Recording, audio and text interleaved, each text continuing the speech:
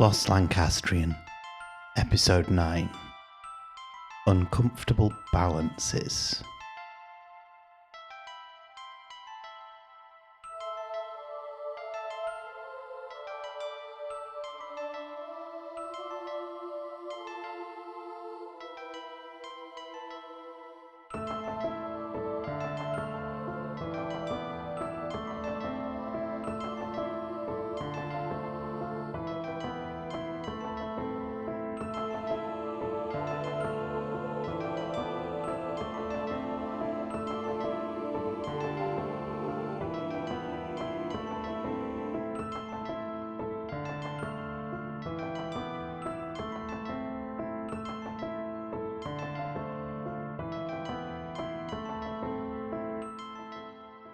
Around 2 weeks ago, Edinburgh felt as though spring had truly arrived. Every morning I was greeted with an astounding sunrise, a fresh welcome to colourful new days after a long grey-scale winter. Unfortunately, it was a false spring, and the grim, grey, chill and wet returned.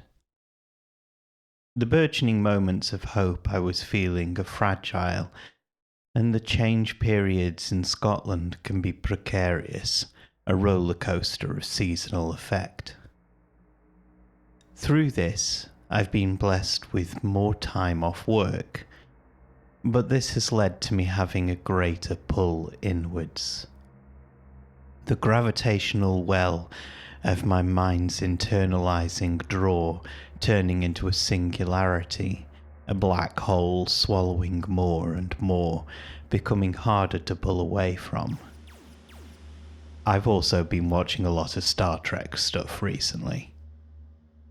What I found as I was reading more of The Darien Disaster by John Preble was a realization that what was my focus at the moment was uncomfortable balances. By uncomfortable balances, I don't mean trying to ride a bicycle that's had its seat stolen. I mean something more akin to orbiting that black hole, knowing the wrong nudge will send you spiraling into an accelerating dive of death by spaghettification. That's a real word, by the way.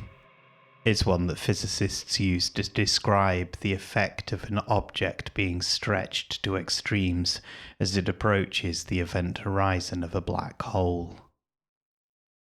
That's not important right now, but I thought it's at least interesting. The point is not that the balance isn't necessarily uncomfortable, but the precarity of extreme differences to either side of the balance create an uncomfortable sense of anticipation or anxiety, as though slipping one way or the other is inevitable, and the anticipation is too great to bear. The stolen bicycle seat could just be uncomfortable and lead to an embarrassing hospital visit.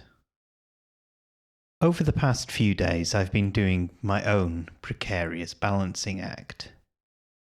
There is the great dream of doing something ambitious and exciting on one side, and on the other, a slippery slope to obscurity and comfortable monotony.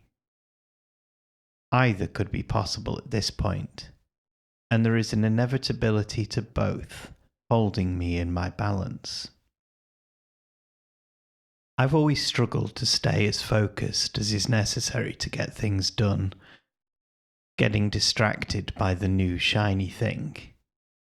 For a couple of months, there is one long-term project I've been piecing together bit by bit. It comes in rushes and flurries, but I'm getting there. The project is a podcast series called When Grift Killed a Nation. This week has been one of those flurries. I've been putting together planning documents and mapping out my budgets, income streams, and a promotional campaign. I've also been reading one of the core texts that's helping inform the project. As it turns out, there are a few books about the subject which, if you didn't already know, is the Darien Venture and how Scotland lost its independence. In my reading, I've also come to a realization about the period of time in question. It was also a time of uncomfortable balance. A time when it seemed that two extremes were equally inevitable, and all it would take is just the right nudge one way or another. There is a weight to history, a kind of gravity that holds us in its enduring grip. Even when history is forgotten, that pull somehow remains. That well-known saying, "Those who fail to learn from history are doomed to repeat it," comes to mind. Of course, it isn't quite true, because history is never repeated. Similarity is not the same. As Mark Twain said, history may not repeat itself, but it often rhymes. This brings to mind the debate in Plato's Protagoras between Socrates and the sophist Protagoras. The debate is about identity and permanence. As is usually the case in Plato's dialogues, his hero Socrates comes out on top. Yet the debate always left me a little cold. The argument put forward by the heroic philosopher against the mere rhetorician of a sophist is more than a little lacking. Plato evidently thought so too, because he came up with his theory of forms in Republic as a solution to perfect Socrates' argument. Even Plato's solution didn't convince many, though. Not until the ideas were first rescued by Islamic scholars, which led to Western European Christians gaining access during the Crusades. Plato's theory of forms was particularly popular amongst Catholic theologians. The problem is that the argument put forward by Protagoras is one that basically says all identity is a construct of our shared subjectivities. That is, we just agree informally amongst ourselves. It's an echo of an earlier Heraclitus who said, "No man ever steps in the same river twice." Something that may seem flippant, but what was being argued was that if you put your foot in what you identify as a river and take it out, by the time you put it back, everything has changed. The water is not the same water as before. The flow will be ever so slightly altered. The earth of the banks has been eroded. Nothing is exactly the same. So what is it that you're calling a river? Socrates argues that basically because we identify something, there must be some permanence that we are identifying. Plato elaborates that there is a secret realm of permanent, perfect things, and that what we see are the shadows of those things. Imperfect they may be, but they are still reflective of the permanent thing that lends them their identity. Of course, this is a question also played out in the thought experiment of the ship of Theseus. When every part of the ship is gradually replaced, is it still the same ship in the end? And if not, at what point does it cease to be the same ship? This even made its way into the Marvel show WandaVision. This may seem a little trite or ridiculous, like arguing how many angels can dance on the head of a pin, but consider yourself.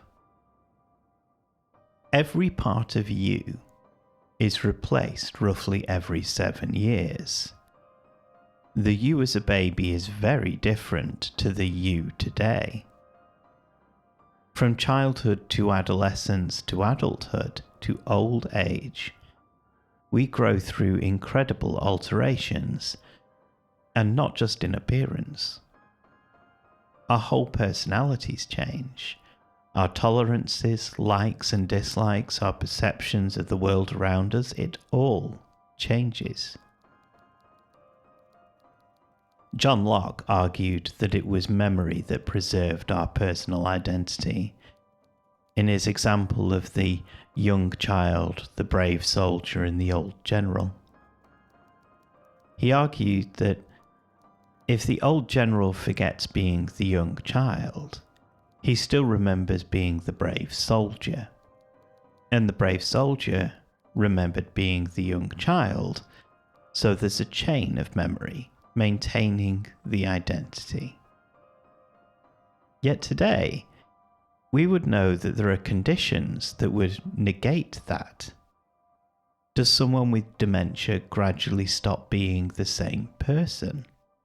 And what about the unreliability of memory?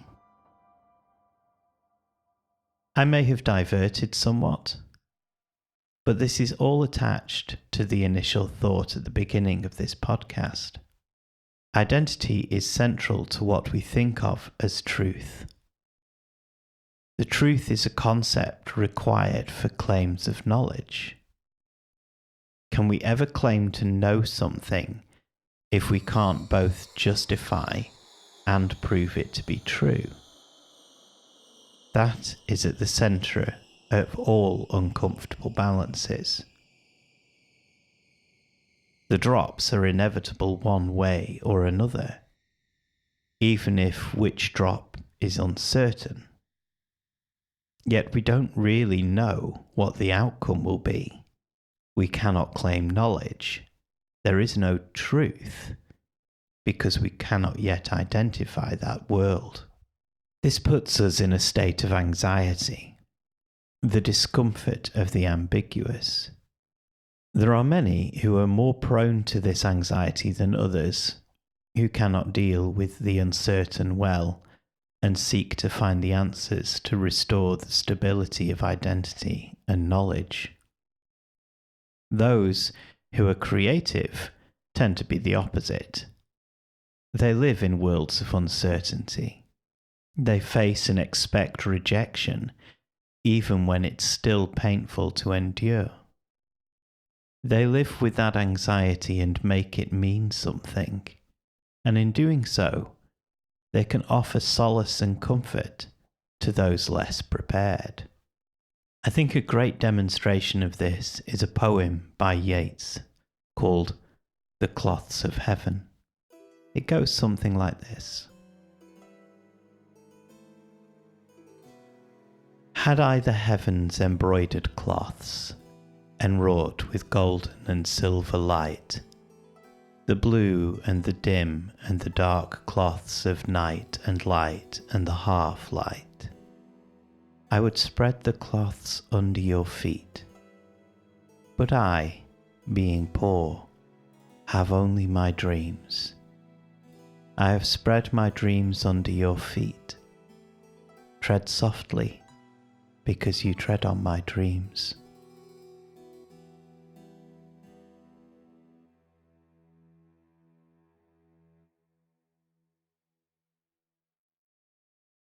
As we all face our own uncomfortable balances or share in others, I hope there is art to bring you comfort, a creative voice to say they've been here and it's not so bad. They lived, so will we. I hope you have a good weekend and find your own moments of joy, and I'll speak to you again next week.